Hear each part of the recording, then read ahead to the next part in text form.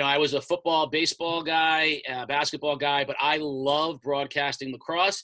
And part of the reason I love broadcasting it is this rivalry, Waterford and East Lyme. And we are joined by two proud Vikings, James McCoy and Andrew Alden. And guys, thank you both. And I think you epitomize this rivalry because you're also both college lacrosse players. And I think that that really shows where the ECC has come from and where we are now, that guys from this rivalry get to move on and play. And James, let me start with you. You're at the University of Hartford, and go Hawks. And I just want to talk a little bit first about when you look back at these games now that you've had a little perspective in college. I mean, what do you think about? Just what comes to mind when you think about the Waterford-East Lyme rivalry? I would have to say I kind of miss it. I kind of miss the hometown rivalries. Like we have at Hartford, we have our in-state. We started out, our first game of the season was against Sacred Heart. Like that's our in-state like rivalry. Those are our good games. But I think I kind of miss just like no matter how good either team was during the season as East Lyme or Waterford, like it was always a close game. No matter what, like no matter what preparation, you always prepared the hardest for that game. So I definitely miss like the kind of the hometown rivalry vibe. That's what I think about whenever I go back and watch.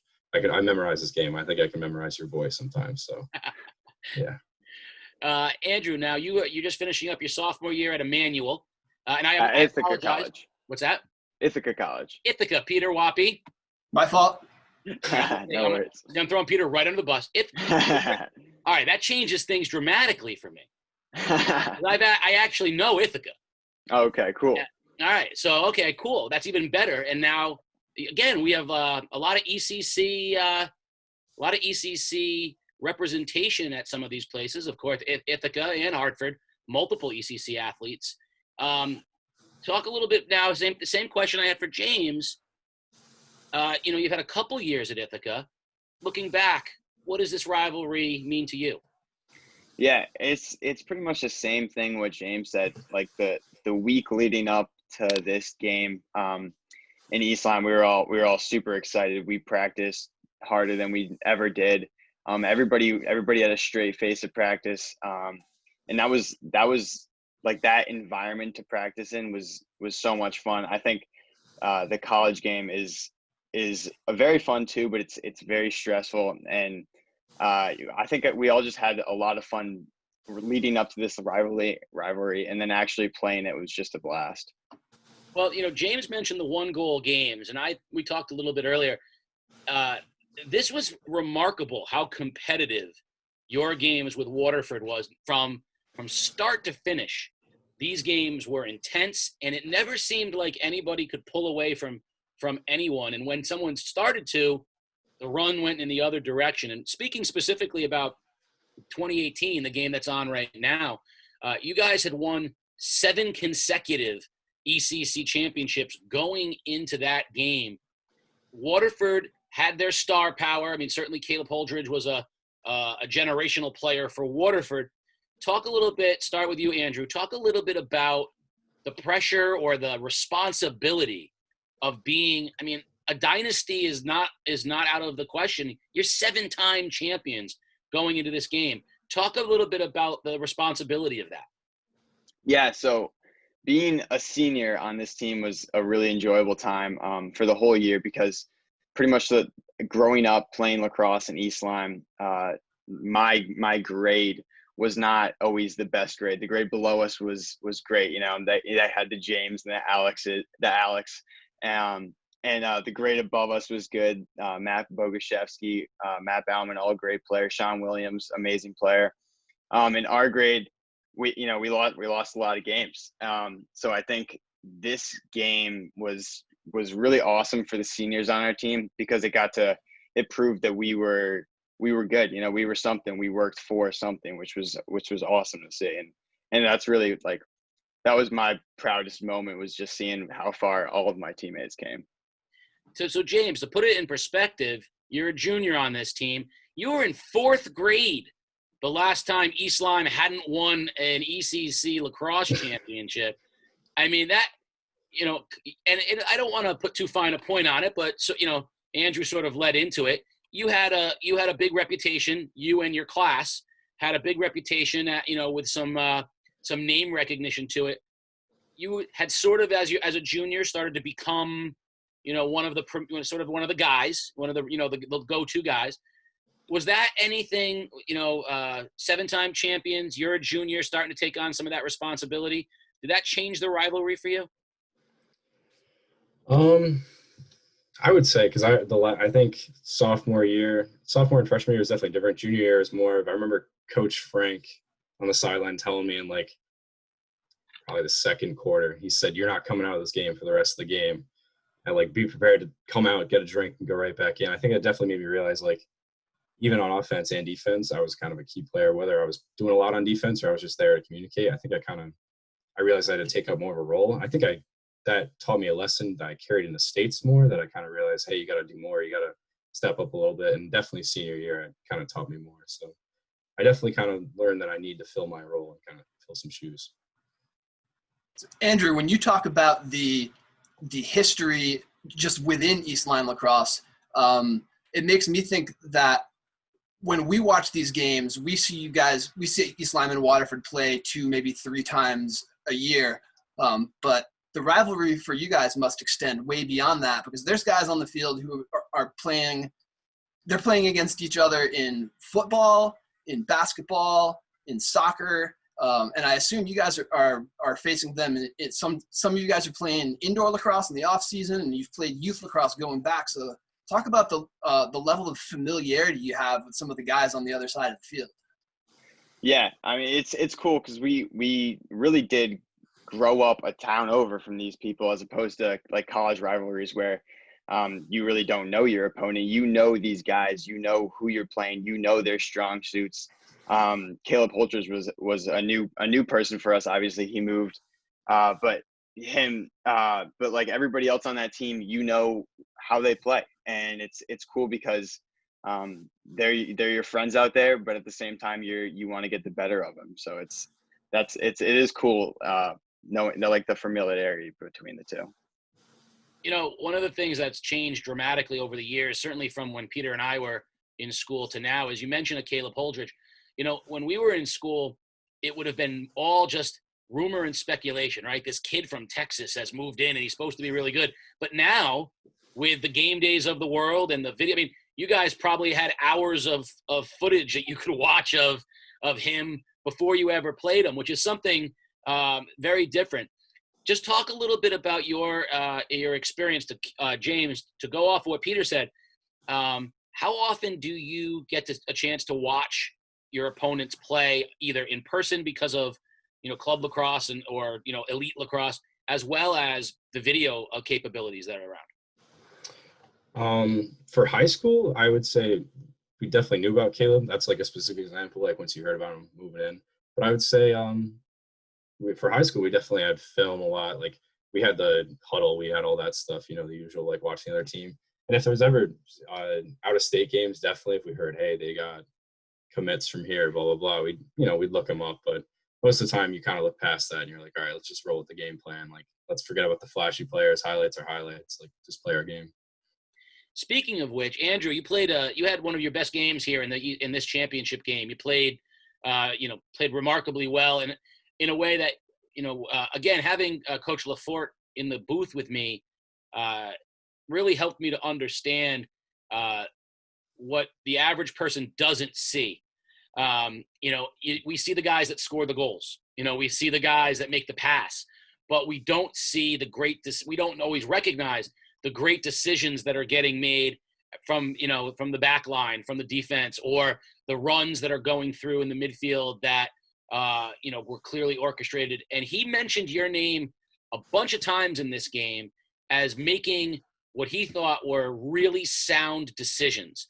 And he said you might not see it all the time. Now, you ended up scoring some goals, but talk a little bit about, for the person out there who's not a lacrosse expert, just talk a little bit about, what are some of the things that we don't see that make a good lacrosse player?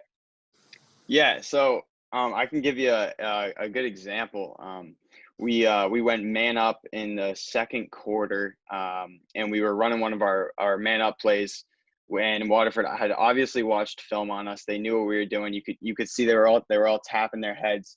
I was supposed to go set a pick for James's guy. James was going to catch it a little below the restraining line and rip a shot, and that's what the play was. But in terms of the IQ of me and Connor Schaffner, the attackman, we knew that James was going to be covered for this play, and they knew what we were doing all the way. So Connor, being the smart player he was, I slipped the pick, and he found me on the crease, and we did practice that a couple times, but it just goes to show that wasn't necessarily drawn up, but it's just it's something that happened, and it's because we were all on the same page. And that's a great example. Which brings me to the question that I have for both of you. I'll ask James first, and then you, Andrew. Watching lacrosse, you try to equate it. It seems to have elements of so many other sports in it. At times, it resembles basketball. At times, it resembles hockey. At times, it resembles football.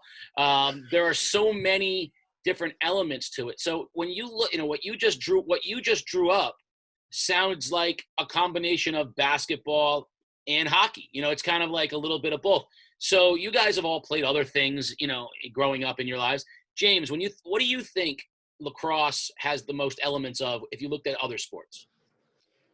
I would probably say the most, that's actually a sport I haven't played. I would say basketball. After seeing some of the greatest players play, and some of them knowing Pat Spencer, he was basically the best college lacrosse player last season. He's now playing basketball in college.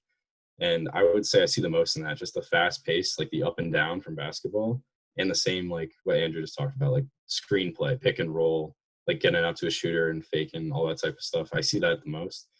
It's got a little bit of hockey, but I feel the most movement and defensive, offensive sets are seen in basketball. What about you, Andrew? Yeah, I would totally agree with that. In basketball, there's you can do a lot with an offense there's a triangle offense. Teams love to run that. We also ran a triangle offense in high school, but it does have what James was saying. It does have that hockey element of the toughness of it, and that's something that is cool because, and it's also like soccer in a way, because you have to have the endurance to run up and down the field, but you also have to have the toughness of hockey and the basically the IQ of a basketball player. Yeah, and I think the more you watch lacrosse, the more you realize that there are elements of sports that it really epitomizes, right? So the spacing, the communication, the endurance, the toughness. You take maybe the best out of a lot of sports, and lacrosse, which is why I get why the appeal in lacrosse has boomed in Connecticut. Which we'll go to where sort of the next thing I want to talk to you about is. Coach White talked regularly about getting East Lyme in a position to compete. Those 8, championships were great, but, you guys weren't Daniel Hand. You guys weren't, Westport. He wanted to get East Lyme into the conversation with the elite lacrosse schools. How do you feel, Andrew, about, where you left East Lyme as a program? And then I want to just talk a little bit about where you are now. You mentioned you're at Ithaca, but I want to talk a little bit about where you are now. How do you feel about where you left East Lyme as a program? Yeah, I was very happy with the season ending the way it did. I mean, obviously I wasn't happy with the outcome necessarily, but I was happy with where we left the team. Like you said, Connecticut in itself is a lacrosse powerhouse. There's Fairfield Prep, Daniel Hand, Darien, all insanely good lacrosse schools. And East Lyme, while we are a good lacrosse school and powerful in the ECC, is not nearly on that level. But there are players that do recognize the ECC, and I think the ECC is building into something bigger. So I think, I don't know, I really think if the youth programs just start building up, then we're going to see a lot better lacrosse here in East Lyme and in the ECC. James, what about you? A year later, you guys, you continued that progress. You played a really good out-of-conference schedule. I mean, you played some real elite teams out of conference. You feel like that continuation was going on? Yeah, I think we carried pretty well from Andrew's year. I think I was a little worried about who we lost for seniors, and I know Andrew's class is a pretty large class, pretty positive. So I was worried going into it, but I think we definitely panned out pretty well. We had some big wins. It definitely ended tough with the ECC overtime loss, and I think we lost first round of states too. So I think it was tough in terms of the outcomes, but I think as like our overall effect, I think we had a pretty good effect on like lacrosse culture. We had younger kids. I remember showing up to ref a game one time and a dad coming up and saying like, "Oh, we love what you guys are doing. My son loves what you guys are doing, seeing us on game time," or something like that. So I think definitely as people come back, I plan on giving back some way, coaching youth, or I coach club teams now. But I think as more people come back from our years, we'll definitely see an improvement in some ECC lacrosse. I mean, the two of you are college lacrosse players. It speaks volumes about where the level of play in the ECC, is going, has going. You've got, if you look at your two rosters, East Lyme, Waterford, there is a, you could field a team of college lacrosse players from your two schools. So speaking of college, we like to do this on game day, a little bit of where are you now and what's going on. James, I know you're at Hartford, but just talk a little bit about what your plans are and how your freshman year went. So I'm a freshman at University of Hartford. I'm majoring in civil engineering, and currently, given we have our extra year of eligibility, I'm basically restarting. So I'll basically be a freshman next year. But I'm gonna use my fifth year eligibility and get my master's in engineering or civil engineering. And yeah, I was recruited for midfield. I was a midfielder in the fall, and then I came out later in the fall and they switched me to attack. So I play attack in high school. So I kind of had something for that. But my spot is actually what Andrew's talking about, man up. I was the shooter. I was the outside guy. So I had 2 goals. I think I played in 5 games this season. I could have done better, but I think for playing half a season, I kind of padded my stats with my 2 goals. So pretty excited where we're going. The coaches, we lost a couple senior attackmen. So if I work my ass off, hopefully I can get up there and maybe get a spot. Well, there you go. And as someone who has witnessed firsthand the fastball that comes off of your stick, I have no doubts that you'll be out there for Hartford next year at attack. And Andrew, you finished up at Ithaca, sophomore. We talk a little bit about what you're thinking about doing and where you're looking. Yeah. So I am an Ithaca College sophomore. I play midfield there, majoring in finance. I'm going to minor in business analytics. I'm not completely sure what I'm going to do with my 5th year eligibility. James has a nice plan. I might need to think about that. But in terms of how the season went, it was awesome. We're a really, really hardworking team. And I'm just kind of right now I'm lower on the roster, but I'm definitely planning on working my way up. I'm kind of I don't know. I'm kind of just like the runner right now. So I'm getting every ground ball I can. Just fighting as hard as I can in there. And then hopefully I can work my way up the roster a little bit. Well, I have no doubts. Peter, do you have any thoughts? I know we're going to be heading back to the game soon. No, it's great to hear from you guys, and we love seeing the success of our local ECC athletes on the next level. And so congratulations and best of luck to both of you guys. Thanks so much. Stick around for the second half because this is a good one for the Vikings, right? This turns out pretty well. One of our constant 1-goal classics between East Lyme and Waterford. This finish will give you your 8th straight ECC championship when it is all said and done in another classic 1-goal game. So tune into the second half of that. I want to thank Andrew Alden and James McCoy, our 2 Viking alumni, for helping us out today on GameDay Classic. And like Peter said, we're really looking forward to seeing how you guys do getting back to normal and getting back to the thing you love to do most. So thanks, guys, and good luck to both of you. Thank you so much. Thank you.